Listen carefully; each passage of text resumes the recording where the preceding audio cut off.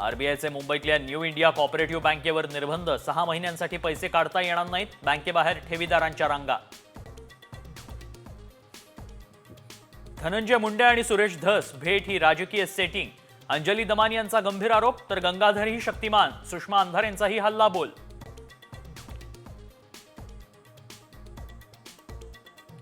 दोषी नाही तर कारवाई नाही, देवगिरीवरच्या बैठकीनंतर अजित पवारांकडून धनंजय मुंडेंना पुन्हा अभय.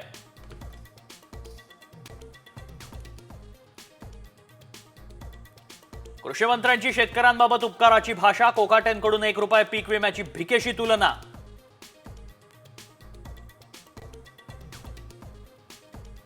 गर्भलिंग निदान करणाऱ्यांबाबत सरकार आक्रमक, अनेक वेळा एक आरोपी सापडत असेल तर मोका कारवाईचा विचार. आरोग्यमंत्री प्रकाश आंबेडकरांची माहिती. मुंबईकरांचा खिसा लवकरच खाली होणार, रिक्षा टॅक्सीनंतर आता बेस्टचे दरही वाढण्याची शक्यता. विरोधी पक्षनेतेपदावरून मवियामध्ये रस्सीखेच, ठाकरेंना विधानसभेचं विरोधी पक्षनेतेपद हवं असल्यास काँग्रेसचा विधान परिषदेवर दावा.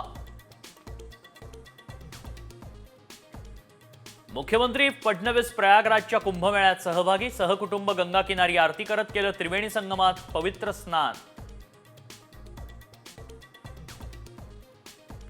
ममता कुलकर्णी पुन्हा बनली महामंडलेश्वर, गुरु डॉक्टर लक्ष्मी त्रिपाठींवर झालेल्या आरोपांमुळे दुःखी असल्यानं राजीनामा दिल्याचं स्पष्टीकरण.